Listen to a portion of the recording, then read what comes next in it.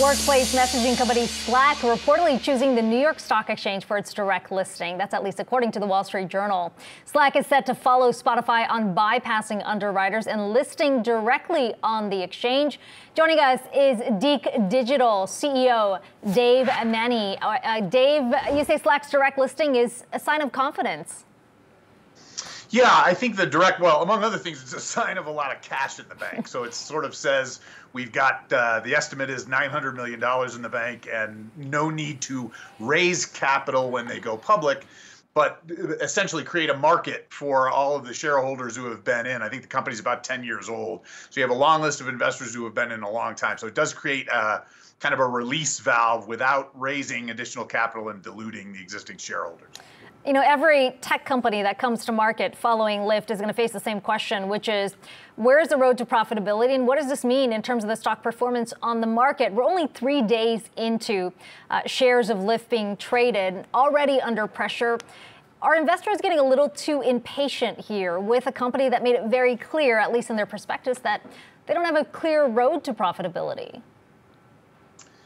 Yeah, you know, it's a hard and funny thing, right? Like when I first started, my very first job out of college was as a stockbroker trainee. And in those days when you used to have to take the Series 7 exam, you know, you'd get the listing requirements for stocks in ancient history. And among them were, you know, profitability, a fundamental record of profitability. So here we are in this brave new world of technology companies that aren't making money. And it's very hard for the market to value them. So you get the kind of volatility you've seen with Lyft.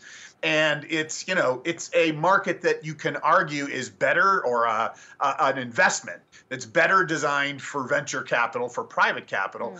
And anybody who kind of steps into it in a public marketplace better know that it's not going to perform with tight metrics and easy ways to value the thing. And they're going to see a lot of volatility.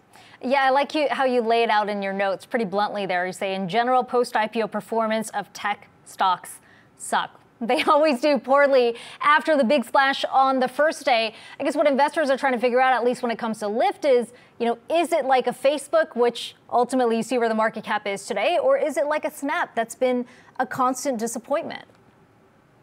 Yeah, look, the study I was referring to is that there's a University of Florida study, a professor who has tracked a giant database of post-IPO performance. And what it essentially finds is that other than the first day of trading, IPO issues since 2000 kind of suck compared to the overall market performance. So the way I would look at it is not to say, well, you never want to buy anything that, you know, could be the next Amazon. What you better say, though, is, hey, look, if this company seems like it's, you know, mature and in place, I don't know that it's going to, you know, that it's going to match up to the hype.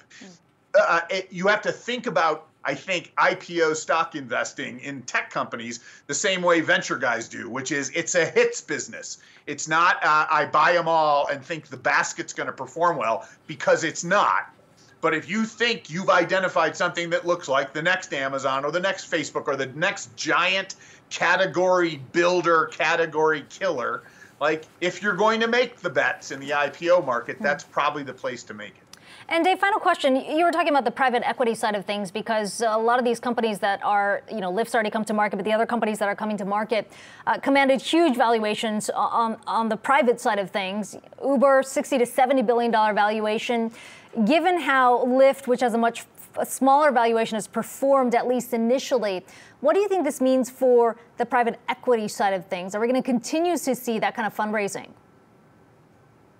Yes, there was a great story yesterday, not a widely noticed story, that Yale has now pushed fully 20% of its massive endowment into the venture capital business, where yield is hard to find. And so, in effect, people are willing to take more risk to do it. I know some of the very smartest folks I've ever encountered who say fundamentally we're like 20%, just 20% of the way along the road to transformation driven by the internet of the economy. And so you can make an argument that it's still, you know, that there's still a lot of room to run, and fundraising totals would indicate that. Private markets or public markets do have a correlation with what goes on in the underlying private stuff. but I wouldn't say that one bad performance in public markets from Lyft means that the fervor for venture capital is going to cool off anytime soon. Okay, we'll have to leave it there. Dave Maney joining us from Deke Digital.